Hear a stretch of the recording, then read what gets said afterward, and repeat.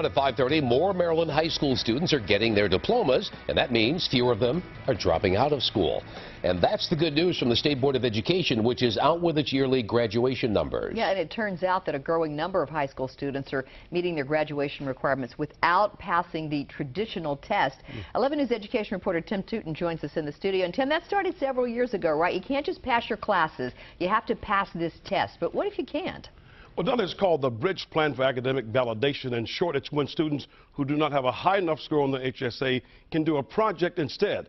It's just as rigorous, and it counts toward graduation.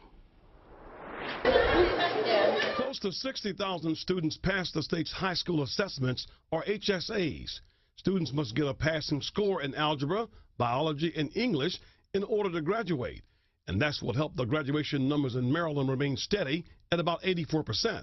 I think it's really promising to see, especially the graduation rate. I think it's really promising to see the increase in the trend that we're going through. Almost 6,000 students crossed the stage in Maryland because they completed an academic bridge project in a particular subject instead of passing the actual test. The projects are in place to help students who struggle with the HSA. It's an alternative the state says it'll continue to use even after Common Core standards are put into place sometime next year. No matter what assessment we use, the state gets to set the policy on how we help our children be successful. And Bridge is one of those alternatives that we wouldn't even consider recommending removal. School officials say students who start out with Bridge projects don't always need them to graduate. There are some students who, while working on the Bridge projects, will then come back and take the high school assessment and pass it. The state's teachers union says such projects may become a viable option for a growing number of test-weary students. They feel tested out.